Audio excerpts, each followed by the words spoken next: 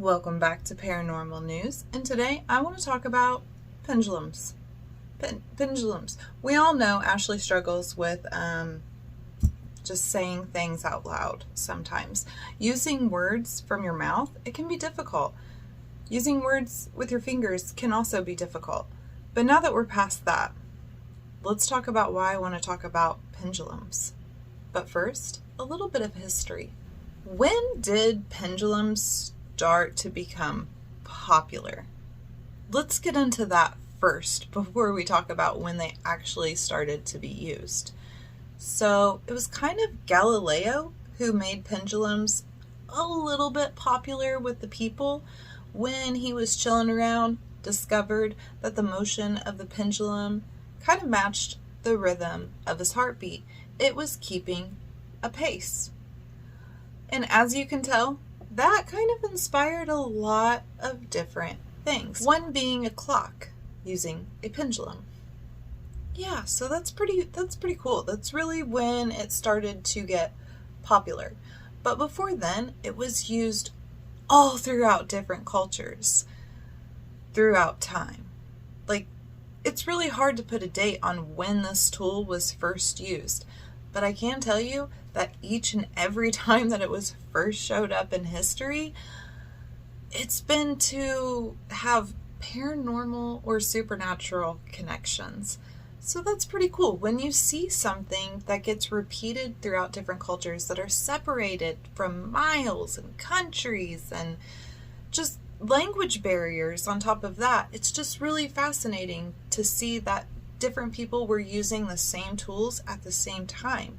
And it's really fascinating, and you really want to dig into how that was. Where did they get this knowledge to use a pendulum attached to a cord? Well, because it wasn't just pendulums attached to cords. They also used water with something in the middle to break up the stream, blowing on it, the wind. There's so many different dowsing methods that you can use, but it's all pretty much wrapped around the same premise, which is cool.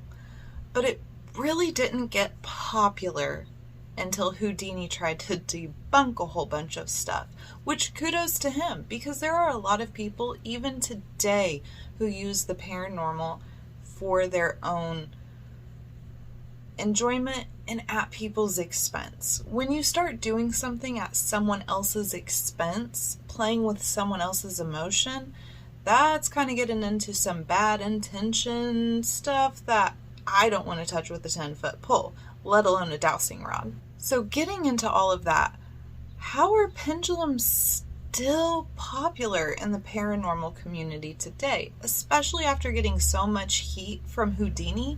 So Houdini really put a stop to this whenever he exposed that people could definitely manipulate the string to their benefit without you really realizing that they were doing it. But also, you can do this yourself without realizing that you're doing it. When you're asking a question and you are believing that you're communicating with the spirit, you want to believe that. You want to have that connection. So if you've already established that left to right means yes, back and forth means no, and you ask a question that you really would prefer to see a yes to, you can definitely make this move left to right without realizing that you're the one who's doing it. But again, knowing all of that, why is this tool still favored in the paranormal community, especially as a way to communicate with the dead? Well, that's because there's been different methods that have been brought to light. One I am so in love with, mainly because I have not got this to work yet. And the fact that I have not got it to work yet makes me hopeful that one day it will work. And then I will be like, haha, how can we debunk this? Or can we not debunk this? And can we classify this as evidence? I kind of touched base a little bit on this topic over on the podcast, but it's for the subscriber only. So if you do feel inclined and you want to support Encounters with Darkness, you want to see us go to even cooler places and use the equipment that we have, then check out our podcast. That would be so cool. But anyway, let me show you what one of my favorite piece of tools are.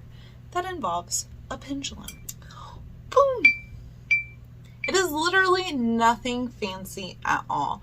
Though I would prefer maybe getting into a little bit of the real crystals and doing your own research, seeing what they mean, what they represent, what kind of energy they are supposed to harness or magnify. That way you can just have a little fun educating yourself on different things like crystals and pendulums. But just a normal wine bottle. And all you have to do is hang the string from a cork. Boom. The idea is that you set it on the table or a flat surface, and if you can get the pendulum to swing, then a spirit is communicating with you. But there's still a trick to that as well.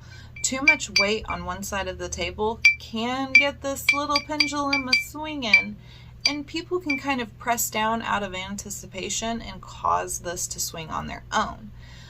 Modern Rogue did a segment on this, and I'm pretty sure that's the first time that I had ever seen this talked about, and I just got super excited and made a couple of my own. So I'll tag the Modern Rogue episode if you want to check that out and hear from more of a pendulum useologist than myself. But whenever we've used it, we have just set it on a steady flat surface like a road. Sure, there's still vibrations that could cause this to sway, but it's not something that we've experienced yet, and we've put this out at a few different locations and have not got anything. So I'm very excited for the first time I hear that ding on something that was completely solid and not me putting it in the backpack and just trotting it around with us. Super, super pumped for that. So let me know, what are your favorite dowsing methods? Do you believe in dowsing methods, or are you kind of convinced, like Houdini, that they're too easily manipulated for you to put any type of credibility behind it? Drop some comments, let me know. I'm all ears. Until next time, stay creepy.